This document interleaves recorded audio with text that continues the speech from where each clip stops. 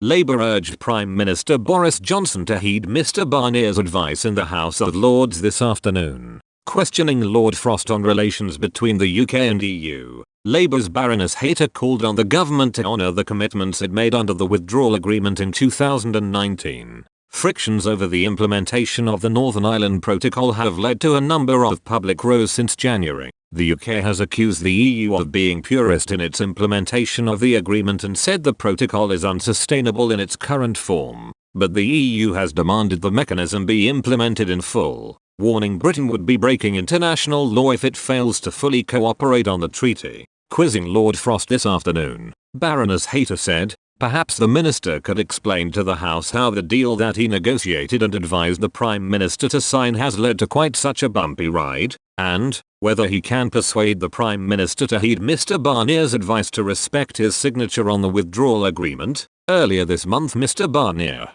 who negotiated the withdrawal agreement on behalf of Brussels, warned the UK's reputation was at stake if it did not implement the protocol in full. He told France Info Radio, "The United Kingdom needs to pay attention to its reputation. I want Mr Johnson to respect his signature." Responding in Labour's questions in Parliament, Lord Frost said there needed to be more pragmatism and proportionality from the EU. He added Brussels needed to show more flexibility in its approach to the protocol if the two sides were to have a thriving relationship in future. The Brexit minister said, "The difficulty is, we did something pretty exceptional as a country in the withdrawal agreement as a country, which was to agree that goods could be controlled in a particular way as they moved within our own country. Self-evidently that is something that can only happen if it is applied with a degree of delicacy and pragmatism and proportionality which unfortunately we're not seeing today. That is the core of the difficulty, and if we can establish the balance that's there, we should be able to find a satisfactory way forward."